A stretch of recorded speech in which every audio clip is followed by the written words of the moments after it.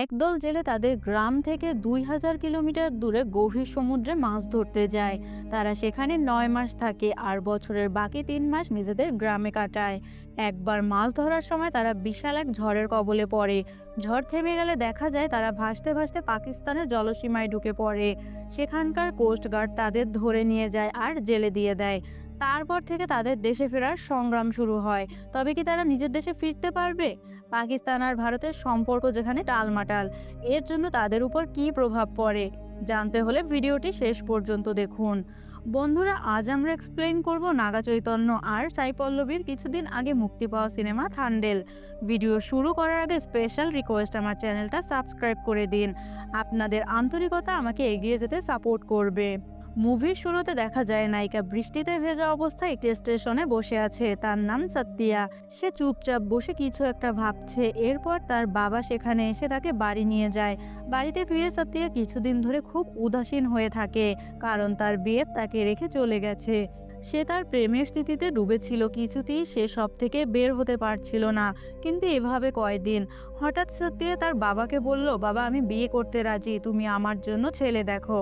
তার বাবা অবাক হয়ে আবার জিজ্ঞেস করলেন যে সে যেটা শুনছে আসলে সেটা বলছে কিনা। তখন সত্যিয়া আবার একই কথা বলল। পরদিন ঘটকের মাধ্যমে একটি ছেলে সত্যিয়াকে দেখতে আসে। সত্যিয়ার বড় বোন তাকে সাজাচ্ছিল।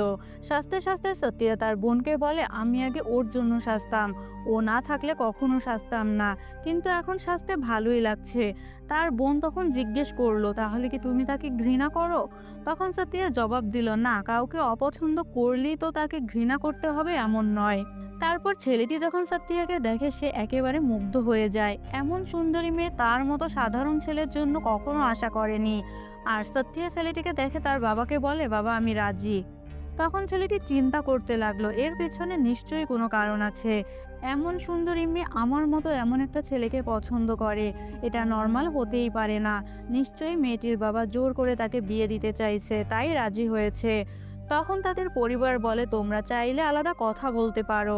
এরপর পাত্রের বাবা সত্যিয়ার বাবাকে বলে, ভালো কোনো দিন দেখে কুণ্ডলি মিলিয়ে বিয়ের দিন তারিখ ঠিক করে ফেলি। তখন ছেলেটি বলে, কি কুণ্ডলি, কি ভালো দিন, কোনো কিছুই মেলানো লাগবে না, ১-২ দিনের মধ্যেই বিয়ের দিন ঠিক করেন। তারপর দেখা গেল তাদের আলাদা করে কথা বলার জন্য একটা জায়গা দেওয়া হলো। ছেলেটি সেখানে এসে সত্যিয়াকে বলল, তোমার যা কিছু বলার সব এখানে বলতে পারো, কোনো অসুবিধা নেই। তখন সত্যিয়া বলে তার নাম রাজু। কথা শুনে ছেলেটি বলে, আমি আগেই বুঝতে পেরেছি কিছু একটা সমস্যা আছে, না হলে এমন সুন্দরী মেয়ে আমার মতো ছেলেকে পছন্দ করবে কেন? তখন সত্যিয়া বলে, আমি তোমাকেই বিয়ে করব। কথা শুনে ছেলেটি বলে, তুমি যাকে ভালোবাসো তাকে রেখে আমাকে বিয়ে করবে? এটা কিভাবে সম্ভব? তখন সত্যিয়া বলে, তুমি যদি আমার পুরো গল্পটা শোনো তাহলে বুঝতে পারবে। এরপর সত্যিয়া তার গল্প বলা শুরু করলো। তখন সিন ফ্ল্যাশব্যাকে চলে যায়। তাদের গ্রামের সবাই টাকা উপার্জনের জন্য গুজরাট যায় এখান থেকে প্রায় ২,০০০ কিলোমিটার দূরে। তারা মাছ ধরার কন্ট্রাক্ট নিয়ে গভীর সমুদ্রে যায়। কিছুদিন মাছ ধরার পর তারা ঘাটে ফিরে এসে মাছ ডেলিভারি দিয়ে আবার সমুদ্রে চলে যায়। যখন ঘাটে আসে শুধুমাত্র তখনই পরিবারের সঙ্গে ফোনে কথা বলে, কারণ গভীর সমুদ্রে গেলে কোনো নেটওয়ার্ক থাকে না। যতদিন গভীর সমুদ্রে থাকে ততদিন কথা হয় না। তাদের ট্রলারের দায়িত্বে ছিল রাজুর কাকু, যাকে সবাই থান্ডেল বলে, কারণ সে তাদের জাহাজের পরিচালক। অনেক দিন মাছ ধরার পর সেদিন তারা ঘাটে ফিরছিল। ঠিক তখনই দস্যুরা তাদের ট্রলারে এসে আক্রমণ করে। সবাই আতঙ্কে ভাবছে, যদি ওরা সব মাছ নিয়ে যায় তাহলে আমরা শেষ। এত কষ্ট করে মাছ ধরলাম আর সব এভাবে শেষ হয়ে যাবে। এই আতঙ্কের মাঝেই তাদের একজন বলে উঠল, রাজুকে ডাকো। তখন বাকিরা বলল, ও তো শুয়ে আছে, মোবাইল হাতে নিয়ে সিগন্যাল খুঁজছে। ট্রলার ডুবে যাক আর দস্যুরা মাছ নিয়ে যাক, ওর কিচ্ছু যায় আসে না। একটু পরেই দস্যুরা ট্রলারে উঠে পড়ল। ঠিক তখনই রাজুর মোবাইলে সিগন্যাল চলে আসে। রাজু আর সত্যিয়া একে অপরকে খুব ভালোবাসতো। সিগন্যাল পাওয়ার সাথে সাথেই রাজু সত্যিয়াকে ফোন করে। অন্যদিকে সত্যিয়াও এতদিন অধীর আগ্রহে ফোনের অপেক্ষায় ছিল, কবে একটু রাজুর সঙ্গে কথা বলা যায়। রাজু মাছ ধরতে যাওয়ার পর থেকে সত্যিয়া প্রতিদিন ক্যালেন্ডারে দিন গুনে রাখতো। আজ ছিল সেই বিশেষ দিন, আজ রাজুর ফেরার দিন। তাই সত্যিয়া অধীর আগ্রহে অপেক্ষা করছিল কখন রাজুর ফোন আসবে। পরে অবশেষে তাদের ফোনে কথা হয়। আজ অনেক দিন পর কথা হচ্ছিল তাদের। সেই সময়ে দস্যুরা ট্রলারে আক্রমণ করে। তখন রাজু সত্যিয়াকে বলে, একটু অপেক্ষা করো, ঝামেলাটা মিটিয়ে আসছি। এরপর রাজু দস্যুদের পেটাতে শুরু করে। এতজন লোক রাজুর কাছে কিছুই ছিল না, সবাইকে মেরে মেরে সমুদ্রে ফেলে দিচ্ছিল। রাজু মুহূর্তের মধ্যেই সব দস্যুদের গুড়িয়ে দেয়। তারপর আবার ফোনে সত্যিয়ার সাথে কথা বলা শুরু করে। এতদিন পর সত্যিয়ার সাথে রাজুর কথা হচ্ছে, দুজনে খুব খুশি। পুরো দিনের সবটুকু সময় দুজনে কথা বলেই কাটায়। কাজ করুক কিংবা গোসল করুক কিংবা রান্না করুক, সবটা সময় তাদের কথা চলতেই থাকে। 1 সেকেন্ডের জন্য কথা বলা থামে না, কারণ আবার সমুদ্রে চলে গেলে 1 মাসের অপেক্ষা। 1 মাস পরে কথা হবে, তাই জন্য এক মুহূর্ত নষ্ট করতে চায় না। এরপর সত্যিয়া রাজুর বাড়িতে আসে। তখন রাজুর মা সত্যিয়াকে বলে, তুই রাজু না ফেরা পর্যন্ত মাছ মাংস খাস না কেন? সত্যিয়া উত্তর দেয়, আমি রাজুর সাথে খেতে অপেক্ষা করি, এটা আমার ওর প্রতি ভালোবাসা।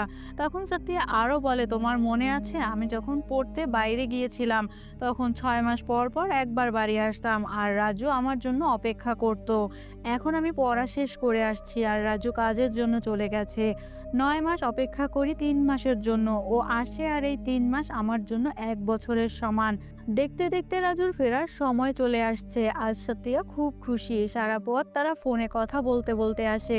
রাজু ট্রেনে করে বাড়ি ফিরছে। ট্রেনটা যখন তাদের স্টেশনে থামে আর রাজু দৌড়ে সত্যিয়ার কাছে যায়। এরপর তারা লাইট হাউসের উপর চলে যায় আর সেখানে বাঁধা পতাকাটা খুলে ফেলে।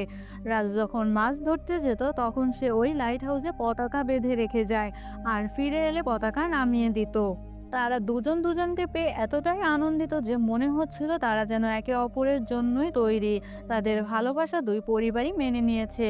তারা একসাথে থাকে সবটুকু সময়। সত্যি আর রাজুস খুব সেবা যত্ন করে, একসাথে মাছ মাংস খায়। এখন যেন দুজনের সব থেকে সুখের সময়। এরপর রাজুর বাবার পুজো করা হয়। রাজুর বাবাও এই গ্রামে থান্ডেল ছিলেন। রাজুর মধ্যে তার বাবার সব গুণই আছে। যেমন রাজুর বাবা সব ভালো কাজ করতেন। থান্ডেল মানে নেতা। তিনি সবার নেতা ছিলেন এবং সবার সামনে দাঁড়াতেন। যখন কোনো বিপদ বা দুর্যোগ আসতো তখন তিনি সবার উপকার করতেন। রাজু ঠিক সেরকম। এখন এই গ্রামের বর্তমান থান্ডেল তার কাকা। একদিন হঠাৎ রাজু দেখে তার কাকা খুব মন খারাপ করে বসে বসে ড্রিঙ্কস করছিল। রাজু তখন জিজ্ঞাসা করলো, কাকা কি হয়েছে আপনার?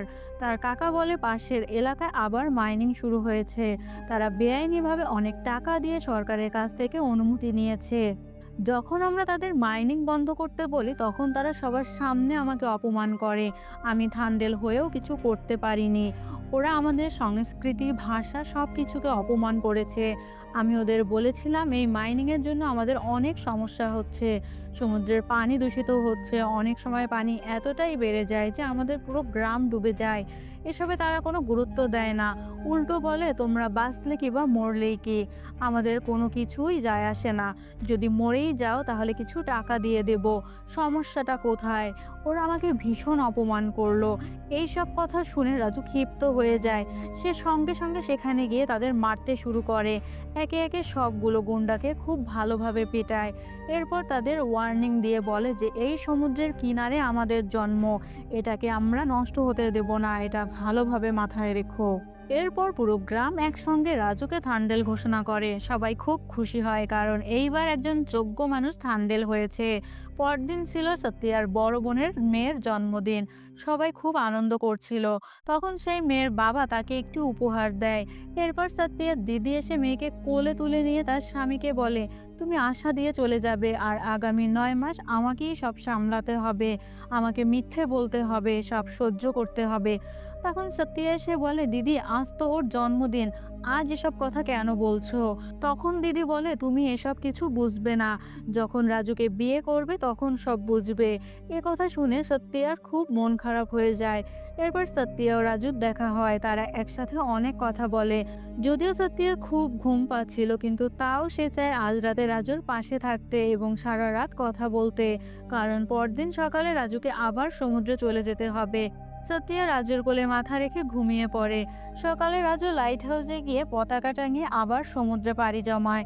সত্যিয়ার ঘুম ভাঙার আগেই রাজু চলে যায়। এরপর সে লাইট হাউসের দিকে তাকিয়ে দেখে পতাকা উঠছে।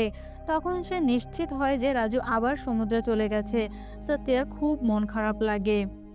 এটাই থান্ডেল হিসেবে রাজুর প্রথম। রাজু প্রথমে তার মাকে ফোন করে, মায়ের আশীর্বাদ নেয়। তারপর রাজু সত্যিয়াকে ফোন করে। কথা বলার সময় সত্যিয়া বলে, যতক্ষণ না সিগন্যাল চলে যায় ততক্ষণ আমার সাথে কথা বলো।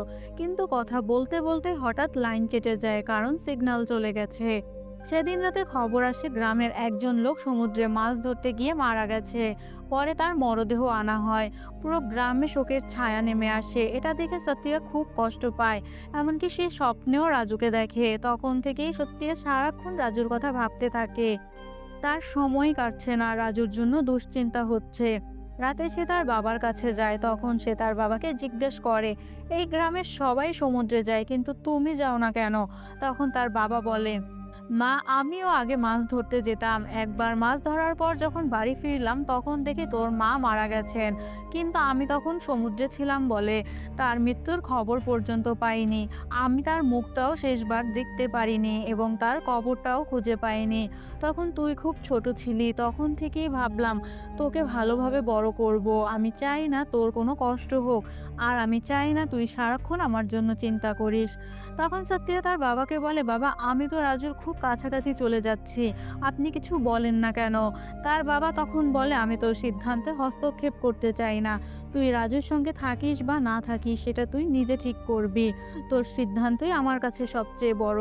এইভাবেই সত্যির দিনগুলো কেটে যাচ্ছিল দুশ্চিন্তায় আর উৎকণ্ঠায়। এদিকে রাজুর ফোন আসে না। মাস শেষ হয়ে গেছে, 6 দিন হয়ে গেল, তাও কল দিল না। অবশেষে রাজু কল করলো। সত্যিয়া রাজুর উপর খুব রাগ করে, কিন্তু রাজু কোনোভাবে সত্যিয়াকে বুঝিয়ে নেয়। পরদিন সকালে রাজু গ্রামে ফিরে আসে, কিন্তু রাজু ফিরে এলেও অন্যবার আসার পর যেমন খুশি হয় তেমন খুশি হতে পারছিল না। সে ভয় পাচ্ছিল, কারণ রাজু তো আবার সমুদ্রে চলে যাবে। রাজুর যাবার দিনও চলে আসলো। সেদিন এক পর্যায়ে সে রাজুকে বলল, তুমি আর সমুদ্রে যেও না। এমনভাবে মাছ ধরার আর কোনো দরকার নেই। এখানে থাকো, এখানে থেকে কিছু একটা করো। আমি জানি তুমি যেখানেই থাকো সেখানেই রাজাদের মতো থাকবে। তখন রাজু সত্যিয়াকে বলে, তাই নিয়ে তুমি মন খারাপ করছো? তুমি আমাকে চেনো না। আমি যদি সাগরের মাঝখানেও যাই তবুও ডুববো না। তুমি টেনশন করো না, আমি তো ছোটবেলা থেকেই এ কাজ করছি। আমি তো আমাদের গ্রামের থান্ডেল, আমি কিভাবে সমুদ্রে যাওয়া বন্ধ করব? কিন্তু তবুও সত্যিয়ার মন খুব খারাপ করে আর চিৎকার করে রাজুকে বকতে থাকে। রাজু কোনোভাবে তাকে শান্ত করে বলে, আচ্ছা ঠিক আছে, আমি আর সমুদ্রে যাব না। সত্যি এটা শুনে খুব খুশি হয় এবং রাজুকে এই কথার ওয়াদা দিতে বলে। তখন বাধ্য হয়ে রাজু ওয়াদা করে। এদিকে 3 মাস কেটে যায়। পরদিন সকালে সবাই আবার সমুদ্রে যাবে। সেই রাতে সত্যিয়া ও রাজু একসঙ্গে ছিল। সত্যিয়া রাজুর বাহুডোরে ঘুমিয়ে পড়ে। তখন তাদের সাথীগুলো রাজুকে বারবার কল করছিল।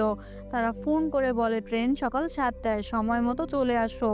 সত্যিয়া তখনও রাজুর কোলে মাথা রেখে ঘুমাচ্ছিল। সকালে সত্যিয়ার ঘুম ভাঙলে সে দেখে রাজু তার পাশে নেই। সে তাড়াতাড়ি লাইট হাউসের দিকে তাকায় এবং দেখে পতাকা টাঙানো আছে, মানে রাজু চলে যাচ্ছে। সত্যিয়া তৎক্ষণাৎ দৌড়ে স্টেশনে যায় এবং রাজুকে থামাতে চায়, কিন্তু রাজু একজন থান্ডেল, তার কাঁধে অনেক মানুষের দায়িত্ব। সে বুঝে উঠতে পারছিল না প্রেম বড় না দায়িত্ব, কোনটাকে অগ্রাধিকার দেবে, কোনটা বেছে নেবে। রাজু যেহেতু থান্ডেল তাই সবাইকে এভাবে ছেড়ে দিতে পারে না। সে সত্যিয়াকে বোঝানোর চেষ্টা করে, এটাই আমার শেষবার যাওয়া, এরপর আর যাব না, প্লিজ বোঝার চেষ্টা করো। কিন্তু সত্যিয়া রাজুকে যেন বন্দির মতো আঁকড়ে ধরছিল। তখন সত্যিয়া বলে বসে, তোমার কাছে কি সমুদ্রে গিয়ে মাছ ধরা বেশি গুরুত্বপূর্ণ নাকি আমি? তোমাকে একটাকে বেছে নিতে হবে। কিন্তু রাজু সিদ্ধান্ত নিতে পারে না, আর তখনই ট্রেন ছেড়ে দিচ্ছে আর তার লোকেরা বারবার তাকে ডাকছে। এক পর্যায়ে রাজু সত্যিয়াকে ছেড়ে ট্রেনে উঠে পড়ে। ট্রেন ছাড়ার সময় রাজু সত্যিয়াকে বলে, সত্যি আমি তোমাকে অনেক ভালোবাসি, আমাকে ভুলে যেও না, আমি ফিরে আসবো, এটাই লাস্ট, এরপর আমি আর যাব না। ট্রেন চলে যাওয়ার পর বৃষ্টি নামে আর সত্যি আর মনের কষ্ট নিয়ে বৃষ্টিতে ভিজতে থাকে। বন্ধুরা, এই দৃশ্যটাই মুভির শুরুতে আমরা দেখেছিলাম। রাজু ঘাটে গিয়ে সত্যিয়াকে ফোন করে, কিন্তু সত্যিয়া ফোন ধরে না। এরপর সে ট্রলারে উঠে আবার ফোন করে, তবুও সত্যিয়া ফোন ধরে না। সত্যিয়া পুরোপুরি রাজুর সঙ্গে যোগাযোগ বন্ধ করে দেয়। অন্যদিকে রাজুর সত্যিয়ার কথা খুব মনে পড়ে। সে বারবার ফোন করতে থাকে, কিন্তু সত্যিয়া কোনো ফোনই ধরে না। এখান থেকেই তাদের মাঝে দূরত্ব তৈরি হয়, আর তখন বোঝা যায় এই জন্যই জেদ করে সত্যিয়া বিয়ে করার জন্য রাজি হয়েছিল। এরপর আবার বর্তমানে ফিরে আসে। এতক্ষণ ছেলেটি সব শুনছিল। এরপর সত্য ছেলেটিকে বলে, রাজু সাগর ছাড়া বাঁচতে পারে না, আর আমি ভয় নিয়ে বাঁচতে পারি না। আমি তাকে অনেক ভালোবাসি, কিন্তু যদি এই ভালোবাসাই ভয়ের কারণ হয়ে দাঁড়ায় তাহলে সেই ভালোবাসা না থাকাই ভালো। আর এই পৃথিবীতে আমার বাবার পরে রাজুই সব। তাই আমি আমার বাবার খুশির জন্য তোমাকে বিয়ে করতে রাজি হয়েছি। তবে রাজুকে বিয়ের আগে আমি 3টা কথা বলে দিতে চাই। আমি তার সাথে প্রতারণা করছি না। এখনো আমার মনে তার জন্য ভালোবাসা আছে। আমার জীবনে এখন আর রাজুর কোনো জায়গা নেই। এই 3টা কথা বলার পর আমার আর রাজুর মধ্যে কোনো সম্পর্ক থাকবে না। তারপর আমি তোমাকে হাসি মুখে বিয়ে করব। এই কথা শুনে ছেলেটি খুব খুশি হয় এবং বলে, আজ থেকে আমি তোমার থেকে বেশি অপেক্ষা করব রাজুর জন্য। এদিকে দেখা যায় রাজু রাতে মাছ ধরছিল। হঠাৎ করে সাগরে ভয়ঙ্কর ঝড় শুরু হয়। এই ঝড় এতটাই ভয়ঙ্কর ছিল যে ট্রলার রীতিমতো টালমাটাল করছিল। তারা সবাই লড়াই চালিয়ে যাচ্ছিল। রাজু কোনোভাবে ট্রলার সামলে নিচ্ছে, কিন্তু হঠাৎ তারা দেখে একটা বড় বিশাল জাহাজ একদম তাদের সামনে চলে আসছে। সেই জাহাজের পাশে একটা ছোট ট্রলার ছিল। কিছুক্ষণের মধ্যে বড় জাহাজটা ছোট ট্রলারকে ধাক্কা দেয়। এতে মুহূর্তের মধ্যেই সেটি ভেঙে চুরমার হয়ে যায়। তখন রাজু জীবনের ঝুঁকি নিয়ে সাগরে ঝাঁপ দিয়ে সেই নৌকার লোকেদের বাঁচিয়ে তোলে আর তাদের ট্রলারে নিয়ে নেয়। অনেক কষ্টের পর এভাবেই তাদের রাত কেটে যায়। সকালে রাজু দেখতে পায় যে পাকিস্তানি নৌবাহিনী তাদের ঘিরে ফেলেছে, কারণ ঝড়ের সময় তারা পাকিস্তানের জলসীমায় ঢুকে পড়েছিল। তাই পাকিস্তানি নৌবাহিনী তাদের গ্রেপ্তার করে এবং আদালতে উপস্থাপন করে। কোনো বিচার ছাড়াই তাদের জেলে পাঠিয়ে দেওয়া হয়। এই খবর রাজুর গ্রামে পৌঁছাতে দেরি হয়নি। গ্রামে এই খবর শুনে সবাই ভীষণ মন খারাপ করে ফেলে। সবাই চিন্তায় পড়ে যায় কিভাবে রাজুদের পাকিস্তান থেকে ফিরিয়ে আনা যায়। জেলে ঢোকার পর রাজু দেখে যে সেখানে একজন গুন্ডা পুরো পাকিস্তানি জেল নিয়ন্ত্রণ করছে। তার আশেপাশের লোকজন রাজুকে আদেশ দেয় তাকে স্যালুট করতে। উপায় না দেখে রাজু স্যালুট করতে বাধ্য হয়। তারা ভারতকে খুব ঘৃণা করে। সেই গুন্ডা দেয়ালে ভারত শব্দটি লিখে সেখানে প্রস্তাব করছে। এরপর রাজু এবং তার লোকেদেরও অপমান করে কথা বলে। তখন রাজু প্রতিবাদ করলে তাকে মারতে যায়। ঠিক তখনই শেরিফ নামে এক পুলিশ কর্মকর্তা এসে রাজুকে সেখান থেকে সরিয়ে দেয়। সে রাজুকে বাঁচানোর জন্যই এটি করে। এর কিছুক্ষণ পর সেই শেরিফ রাজুদের ডেকে বলে, তোমরা যাই করো খুব সাবধানে করো, কারণ এখন তোমরা অন্য একটি দেশে আছো। ভালো হয় যদি চুপচাপ নিরাপদে থাকো। রাজু জেল থেকে একটা চিঠি পাঠায়। প্রথমে সত্যিয়া চিঠি পড়তে চায় না, পরে সে চিঠিটা পড়ে। চিঠির ভিতরে ছোট্ট একটা চিরকুট সত্যিয়ার জন্য পাঠায়। সত্যিয়া পরে সেটি খুলে পড়ে এবং কান্না করতে শুরু করে। সবাই তাদের আপনজনদের কাছে চিঠি লেখে। রাজুর মাও রাজুর কাছে চিঠি লিখে। সত্যিয়া সেই চিঠির সাথে নিজের একটি ছবি পাঠিয়ে দিতে চায়, কারণ রাজু চিরকুটে লিখেছিল অনেকদিন সত্যিয়াকে দেখছে না। ঠিক তখন সে তার বাবার গলা শুনতে পায়। দেখা যায় সত্যিয়ার বাবা সেই ছেলেটিকে জামাই হিসেবে মেনে নিয়েছে। এটা দেখে সত্যিয়া আর সেই ছবি পাঠায় না। তারপর সেই ছেলে সত্যিয়ার বাবাকে বলে সত্যিয়ার একটা গুরুত্বপূর্ণ কাজ অপূর্ণ রয়ে গেছে। যদি সেটা পূর্ণ হয় তবে তারা বিয়ে করবে, কারণ সত্যিয়ার খুশি তার বিয়ের চেয়েও বেশি গুরুত্বপূর্ণ। তারপর দেখা যায় এক ফটোগ্রাফার সেই গ্রামে আসে। যারা পাকিস্তানে আটক আছে তাদের পরিবারের সদস্যরা পরিচয়পত্র সহ সেখানে ছবি তুলতে আসে। সত্যিও সেখানে ছবি তোলে। কয়েকদিনের মধ্যে সেই ছবি পাকিস্তানের জেলে পাঠিয়ে দেওয়া হয়। রাজু যখন সত্যিয়ার ছবি দেখে তখন সে খুব খুশি হয়। অনেকদিন পর সে তার ভালোবাসার মানুষের মুখ দেখতে পেয়েছে। সবাই চিঠি পায়, কিন্তু সত্যিয়া রাজুর কাছে চিঠি লিখেনি। রাজু কিছুটা অবাক হয়, কিন্তু পরে সে বুঝতে পারে যে চিঠির মধ্যে সত্যিয়ার অশ্রু পড়েছে। তখন রাজু মনে মনে ভাবে যে তার মুখে কিছু বলার প্রয়োজন নেই, তার অশ্রু সব কিছু বলে দিয়েছে। আসলে যদি কেউ মন থেকে ভালোবাসে তবে শুধুমাত্র বলে বোঝানো লাগে না, কিছু একটা দেখেই সব বুঝে যায়। সেই রাতে খাবারের সময় তারা লক্ষ্য করে যে তাদের মধ্যে ছোট্ট ছেলেটি হারিয়ে গেছে। তার নাম কিটু। সবাই কিটুকে অনেক খুঁজতে থাকে। পরে তারা তাকে খুঁজে পায়, কিন্তু তখন তারা দেখে যে গুন্ডারা ছোট ছেলেটিকে ধরে তাকে জোর করে খতনা করে দিয়েছে। ছেলেটি খুব অসুস্থ হয়ে পড়ে, তাই তাকে ডাক্তারের কাছে নিয়ে যাওয়া হয়। এদিকে দেখা যায় যারা জেলে বন্দি ছিল তাদের ছাড়াতে সবাই মিলে একজন মন্ত্রীর কাছে যায়। তখন মন্ত্রী আশ্বস্ত করে যে সরকার তাদের জন্য সর্বোচ্চ চেষ্টা করছে। এরই মধ্যে দেখা যায় যে অনেক দিন তাদের টাকা না পাওয়ায় পুরো গ্রামটি ঋণে ভারাক্রান্ত হয়ে পড়েছে। কেউ তাদের টাকা ধার দিতে চায় না, কারণ তাদের পরিবারের কোনো সদস্য দেশে নেই। তারা জানে না তারা কখনো ফিরবে কিনা, তাই তারা কাউকে বিশ্বাস করতে পারছে না। তাদের জীবন দুর্বিষহ কষ্টে কাটছে। তখন সাত্তিয়া সিদ্ধান্ত নেয় যে সে গুজরাটে যাবে, যেখানে তারা কাজ করত, তার কাছ থেকে পাওনা টাকা চাইবে, কারণ গত 9 মাস ধরে পাওনা টাকা এখনো দেয়নি। তার সাথে গুজরাট যাবার জন্য সাত্তিয়া যার সাথে বিয়ে ঠিক হয়েছিল তাকে ডেকে নেয়। পরদিন তারা গুজরাটের উদ্দেশ্যে যাত্রা করে এবং কয়েক ঘন্টার যাত্রা শেষে তারা গুজরাট পৌঁছায়। সাত্তিয়া সেখানে গিয়ে মালিকের কাছে টাকা চায়, কিন্তু মালিক টাকা দিতে অস্বীকার করে। পরে মালিক বলেন টাকা পাবে ঠিক আছে, তবে কেবল চুক্তি পূর্ণ করার পরেই টাকা পাবে। সাত্তিয়া বুঝে উঠতে পারছিল না যে টাকা পেতে কি করতে হবে, আর টাকা ছাড়া গ্রামের দিকেও ফিরে যেতে পারছিল না। তাই সে সেখানে একাই ধর্মঘটে বসে পড়ল। সে মালিকের অফিসের সামনে 1 ঘন্টা 2 ঘন্টা বসে রইল। এভাবে বসে থাকতে থাকতে রাত হয়ে পরের দিন সকালও হয়ে যায়, কিন্তু সাত্তিয়া সেখান থেকে সরে না। তাকে একা বসে থাকতে দেখে সবাই বুঝতে পারে যে সে সবার জন্য এটি করছে, তাই তারা সবাই তাকে সমর্থন দিতে শুরু করে। অনেক নিউজ চ্যানেল সেখানে আসে। এরপর মালিক বাধ্য হয় তাদের টাকা দিতে। সাত্তিয়া মালিক থেকে টাকা নিয়ে গ্রামে ফিরে যায়। তারপর সবাইকে টাকা দেয়, সবাই খুব খুশি হয়ে যায়।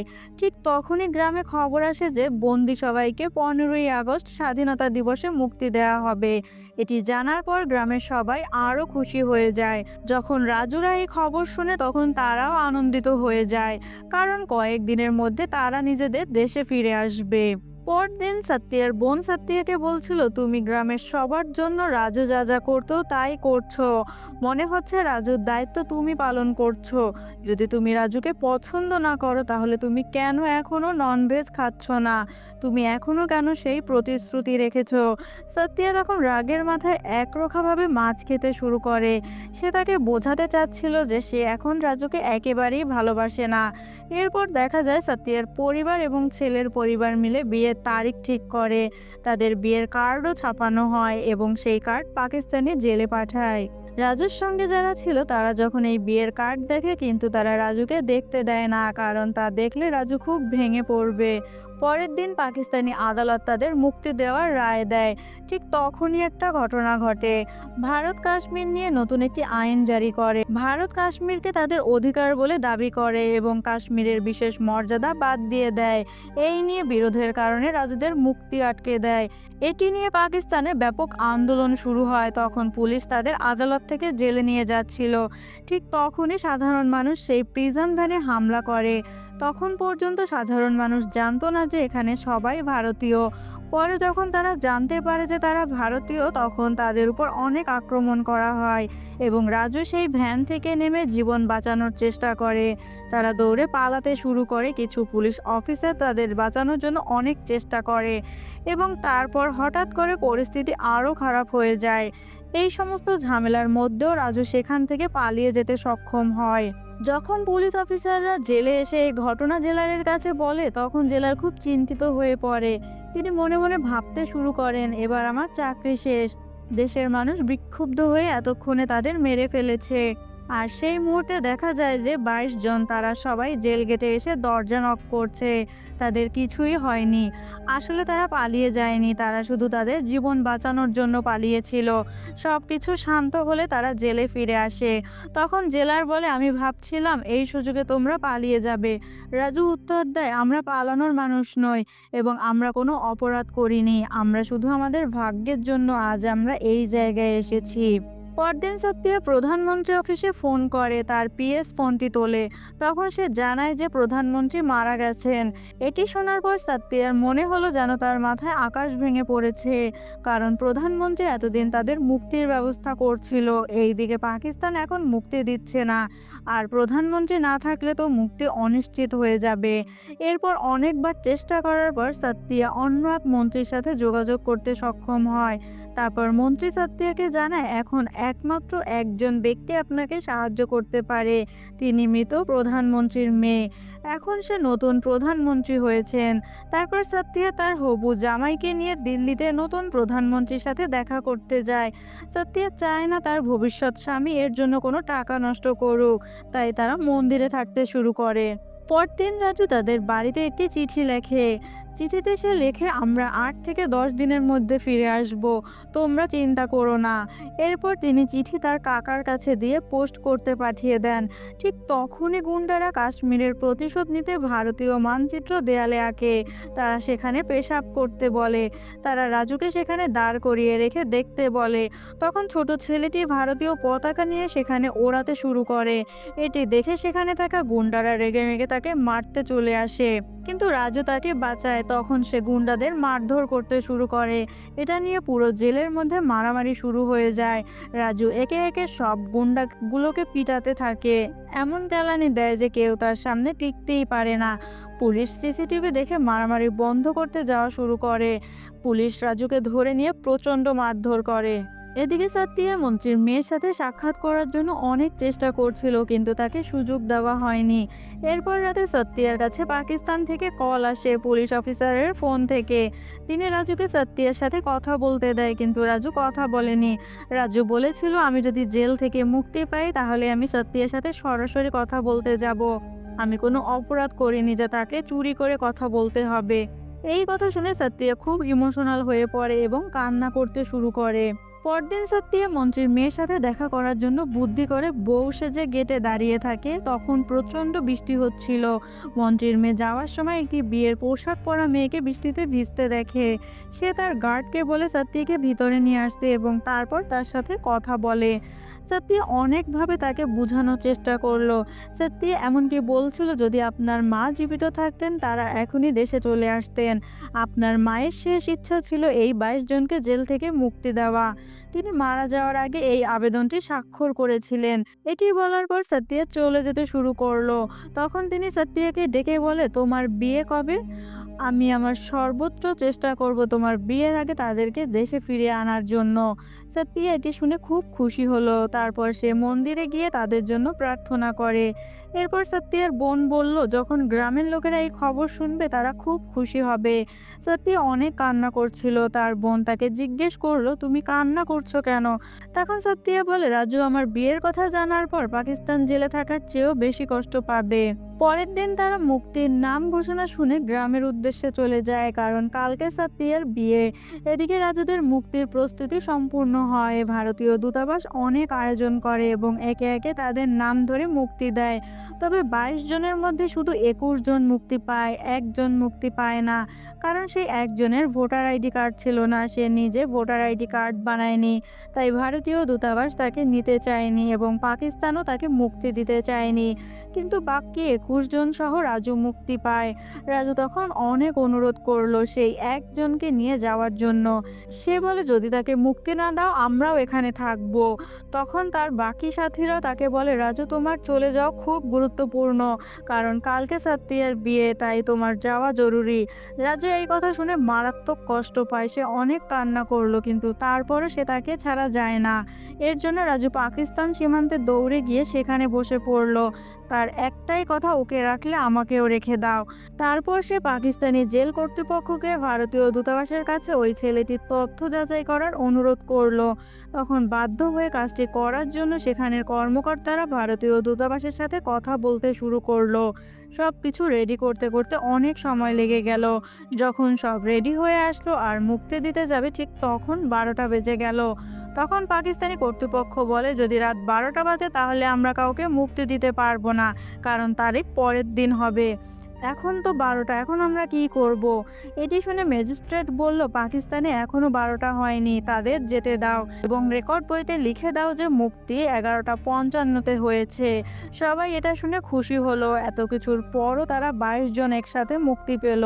এদিকে সত্যিয়া গ্রামে ফিরে আসলো। তখন সবার মুক্তির কথা শুনে গ্রামের সবাই অনেক খুশি হলো। স্টেশনে নেমে সত্যিয়া লাইট হাউসের দিকে তাকিয়ে দেখে সেখানে লাল পতাকা নেই। তার মানে রাজু তার আগে চলে এসেছে। তখন আমরা জানতে পারি সত্যিয়ার হবু হাজব্যান্ড রাজুর জন্য ফ্লাইট বুক করছিল, যাতে সে তাড়াতাড়ি পৌঁছাতে পারে, কারণ এতক্ষণে সে বুঝে গেছে সত্যিয়া রাজুকে কতটা ভালোবাসে আর এত কিছু রাজুর জন্যই করছে।